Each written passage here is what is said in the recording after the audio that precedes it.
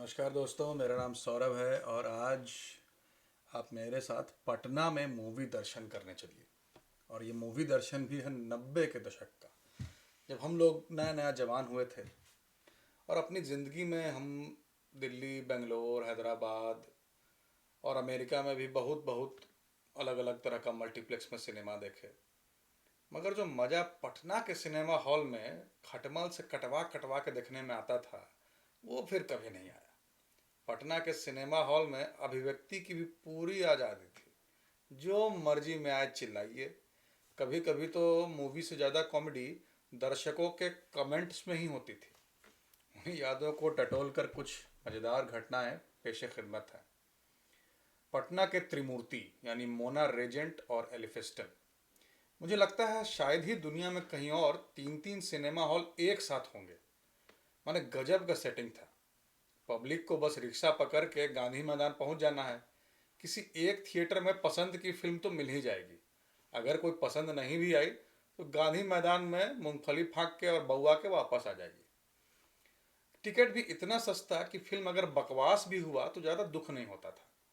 मगर कभी कभी अजूबा लोग भेटाते थे थिएटर में, जैसे कि कमेंट्री पार्टी, एक महापुरुष जो पहले वही फिल्म देखे हुए है और अब अपने किसी मंद बुद्धि अथवा नज़र से कमज़ोर दोस्त को साथे लाया है। ऐसा इसलिए कह रहा हूँ कि कमेंटेटर बाबू पूरे फिल्म का एडवांस कमेंट्री करते रहते, वो भी हाई वॉल्यूम में।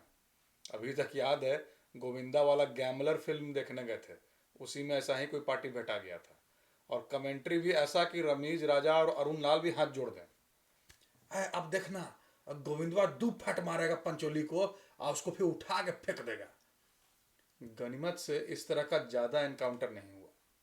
एक और कमाल का अरेंजमेंट था पटना में, जिसके सामने शॉशैंक रिडेम्पशन भी फेल है। पटना रेलवे स्टेशन के सामने सेंट्रल जेल और वीना सिनेमा, माने भगौड़े कैदी के लिए फर्स्ट क्लास इंतजाम। जेल से भागो, सिनेमा में घुस जाओ। जब तक पटना पुलिस खैनी मलते हुए स्टेशन पर आपको ढूंढते रहेगा, फिर तब तक 3 घंटा बाद जब सब कुछ शांत हो जाए तो अगला ट्रेन पकड़ के छू मंतर। पटना में हॉलीवुड दर्शन, अभी तक याद है कि हिंदी में डब किया हुआ पहला इंग्लिश मूवी देखे थे वीना में ही, स्पीड, कियानो रीव्स वाला, वही जिसमें बस कूदा के फ्लाईओवर लांग जाता है। हॉलीवुड था तो वाह वाह, यही सीन किसी हिंदी या साउथ की मूवी में होता तो लोग कितना मजाक उड़ाते। खैर वो छोड़िए। अंग्रेजी सिनेमा से पटना में सिर्फ मॉर्निंग शो में ही लगता था। अशोक और मोना में अच्छा वाला सुपर हिट हॉलीवुड का मूवी सब। वैसे हिंदी डबिंग मजेदार रहता था।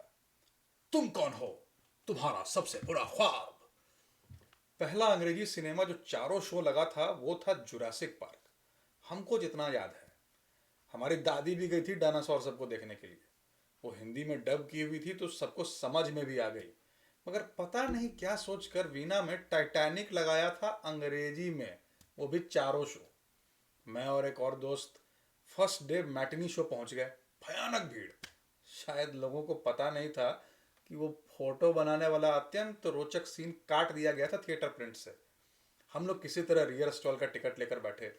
करीब 40 मिनट बाद पीछे से किसी महिला की आवाज आई, कब डूबतई जहाजवा। बेचारी लेडीज लोग ग्रुप बना के आई थी। अंग्रेजी सिनेमा, वो भी भयंकर ब्रिटिश एक्सेंट में। बेचारी सबको कुछ समझ में नहीं आ रहा था, बस इतना पता था कि जहाजवा तक डूबेगा। एक और मज़ेदार वाकया हुआ था। गदर लगी हुई थी। हमारा जन्मदिन था। दोस्तों को सोचे कि पिक्चर दिखा के लाते हैं। टिकट का इंतजाम हुआ, हमारे एक बहुत ही वेल कनेक्टेड अंकल जी ने करके दे दिया। टिकट भी एक कागज़ का टुकड़ा था जिस पर लिखा था पप्पू जी बोले हुए हैं बालकनी में 8 सीट। हमें लगा कि पप्पू जी शायद हॉल के मैनेजर होंगे। थिएटर में घुसने के बाद हम शुरू हो गए, ए पप्पू जी लाइट ऑफ करवाइए, ए पप्पू जी दरवाजा बंद करवाइए, एक्सेट्रा एक्सेट्रा। बाद में पता चला कि पप्पू जी असल में कर भी गैया के बहुत बड़े गोप थे। और बाद में हम लोग का खोज भी हो रहा था कि कौन लौंडा सब थिएटर में उनका नाम लेकर हल्ला मचाए हुए था। बस गदर देखने के बाद हम लोग भी सन्नी देओल वाले मूड में थे। पप्पू जी को भी चापा का जैसा उठा के फेंक देते। याद है, सिनेमा खत्म होने के बाद बालकनी से हम जोर से चिल्लाए थे, हिंदुस्तान। नीचे से पूरा फ्रंट और रियर स्टॉल चिल्लाया जिंदाबाद। एक प्रॉब्लम था लेकिन पटना के थिएटर सब में, पार्किंग का।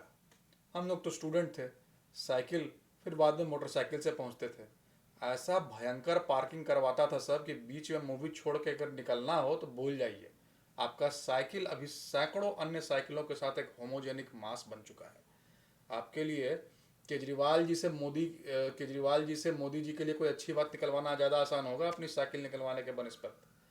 अब तो खैर पटना में बहुत मल्टीप्लेक्स खुल गया है। लोग 5 रुपया का थम्सअप और 2 रुपया का तेल से लबालब चिप्स की जगह 100 रुपया का पॉपकॉर्न फाउंटेन पेप्सी के साथ डॉल्बी डिजिटल 4D में सिनेमा का लुत्फ उठाते हैं। हम भी उठाए हैं, मगर जैसे मोना में ग्लैडिएटर के स्टार्टिंग सीन में चिल्ला चिल्ला के मैक्सिमस को सपोर्ट करने में जो संतुष्टि मिली थी, वो शायद अब ना मिले। तो आशा करता हूँ कि ये यादों का पिटारा कहीं आपको भी टच किया होगा। आई थिंक उस समय हर छोटे शहर में इसी तरह के थिएटर होते थे, इसी तरह की मस्ती होती थी। इंटरवल में लोग टुनटुनाते हुए आता था, गरम गरम Thums Up Limca Gold Spot का बॉटल लेके, और तेल से लबालब मूंगफली, और कोई सुट्टा मार रहा है किसी कोने में तो उसका धुआं आपको लग रहा है और आप कुछ कर नहीं सकते हैं। तो ये सब सबने झेला है, पर वो भी एक समय था, वो हम लोग का एक्सपीरियंस था। आशा करते हैं वो सभी यादें आपकी भी ताज़ा हो गई होंगी। चलिए फिर एक नए एपिसोड के साथ जल्दी ही हाजिर होंगे। धन्यवाद।